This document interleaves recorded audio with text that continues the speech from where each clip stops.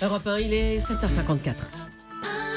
Thomas Soto. Dany, à chaque problème, un problème supplémentaire en France. Ce matin, vous avez absolument tenu à revenir sur Notre-Dame-des-Landes et son référendum qui semble poser problème à tout le monde. Quoi de neuf, Dany, sur le sujet là ?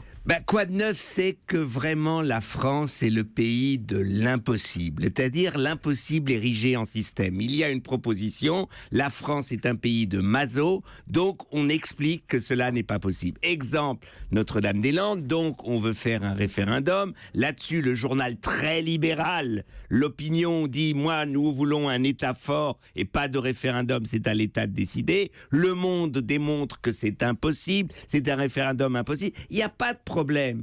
Si l'État veut organiser une consultation, eh bien, il organise une consultation qui sera un référendum après, car l'État dit, si les citoyens votent non, eh bien, il n'y aura pas Notre-Dame-des-Landes. En tout cas, il y a une chose qui est claire, c'est qu'il faut aller vite maintenant. Manuel Valls souhaite d'ailleurs que les règles du jeu soient fixées d'ici un mois ou plus tard. Il a raison, là, non ? Mais qui se calme un peu, Manuel Valls. Ça fait 50 ans qu'on en parle. Depuis 63. Depuis 63. J'ai calculé, ça fait plus de 50 ans. Donc, qu'on nous casse pas les pieds. C'est pas un an de plus ou un an de moins qui va changer le problème. Donc, il faut que ça soit transparent. Il faut une médiation pour qu'il y ait une véritable négociation entre ceux qui concernent quel sera le périmètre de cette consultation. Ça doit se faire dans la transparence pour qu'il y ait confiance dans ce référendum.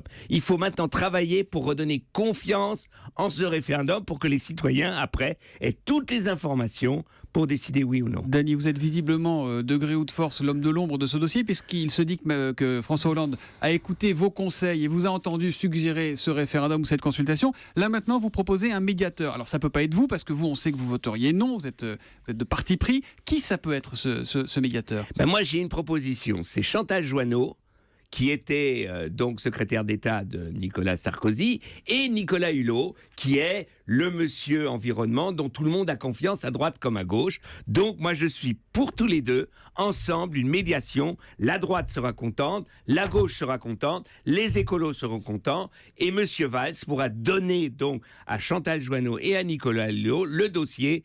Comment organiser ce référendum ? Vous leur en avez parlé ou ils l'apprennent en vous écoutant là ce matin ? Non, j'en ai pas parlé. Je donne comme ça une idée et reprend cette idée qui veut. Mais ce n'est pas à Manuel Valls, dont on sait qu'il est pour la construction, d'être le médiateur. Ça marche pas, ça. Et ben voilà, il fait avancer le dossier Dany. Il propose donc une double médiation, Chantal Joanneau et Nicolas Hulot pour le référendum sur Notre-Dame-des-Landes. Merci Dany. À demain matin, 8h moins 10. À demain, Thomas.